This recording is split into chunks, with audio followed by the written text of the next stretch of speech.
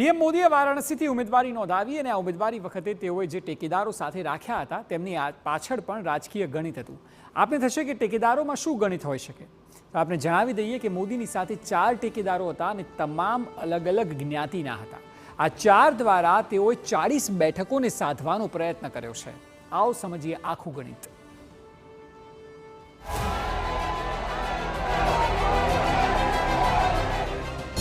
મોદીના ટેકેદારો પાછળનું ગણિત. 4 ટેકેદારોથી 40 બેઠકો પર નજર. કેવી રીતે નક્કી થયા ટેકેદારોના નામ? પીએમ મોદીએ ઉમેદવારી સમયે 4 ટેકેદારોને સાથે રાખ્યા હતા. આ 4 ટેકેદારોના નામ પંડિત ગણેશ્વર શાસ્ત્રી, बैजनाथ पटेल, लालचंद कुशवाहा અને સંજય સોનકર હતું. હવે સામાન્ય રીતે થાય કે દરેક ઉમેદવારના ટેકેદારો તો હોય જ, તો પછી આમાં નવી વાત શું છે? હવે આપને સમજાવીએ આખું ગણિત. મોદીના ટેકેદારોની જ્ઞાતિને જોશો તો આપને ખ્યાલ આવશે કે 4 માંથી 1 બ્રાહ્મણ, 2 ઓબીસી સમાજમાંથી અને 1 દલિત વર્ગથી છે. એટલે એક રીતે મોદીએ નામાંકન સમયે તમામને સાથે રાખીને ચાલવાનો સંદેશ આપવાનો પ્રયત્ન કર્યો છે. જો કે આ તો વાત થઈ જાતિગત સમીકરણની. અહીં સવાલ એ ઊભો થાય છે કે 4 ટેકેદારો થકી 40 સીટો ટાર્ગેટ કઈ રીતે? હવે આપને સમજાવીએ આખું ગણિત. વાસ્તવમાં ઉત્તર પ્રદેશની અનેક લોકસભા સીટો પર ચૂંટણી થવાની બાકી છે અને આ તમામ સીટો પર ઓબીસી અને દલિત સમાજનું પ્રભુત્વ છે. તમામને સાધવાનો મોદીએ પ્રયત્ન કર્યો છે. પૂર્વાંચલની 26 સીટો પર પીએમની નજર છે. આ 26 સીટોમાં ઓબીસી, એસસી, એસટી અને ખેડૂત વર્ગ રહેલો છે. અહીં એક વ્યાપક અસર ઊભું કરવાનો પ્રયત્ન પીએમ દ્વારા કરાયો હોઈ શકે છે. પૂર્વાંચલમાં જો કોઈ વિસ્તારને સૌથી મોટો માનવામાં આવતો હોય તો તે અવધ છે. અવધને મિની યુપી પણ કહેવામાં આવે છે. આ ક્ષેત્રમાં કોઈ પણ પાર્ટી માટે જીતનો મતલબ થાય છે પૂર્વાંચલમાં જીતનું સમીકરણ સેટ થવું. આ ક્ષેત્રમાં 12% બ્રાહ્મણ, 7% ઠાકુર, ઓબીસી 43% જેટલા છે અને અહીં કુલ 18 લોકસભા સીટો આવેલી છે.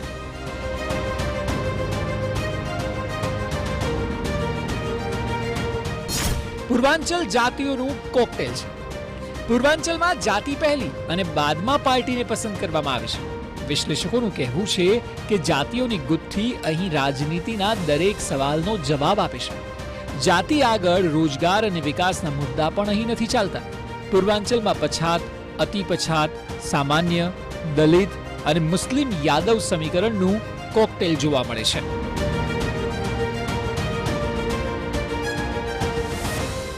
એટલે પીએમ મોદીના નામાંકન પાછળ તર્ક લગાવવામાં આવ્યો હતો. આખરે નામાંકનના ટેકેદારો જો અલગ અલગ જાતિના રાખવામાં આવે તો ઉત્તર પ્રદેશની બાકી રહેલી બેઠકો પર તેનો પ્રભાવ પાડવાનો પ્રયત્ન હોઈ શકે.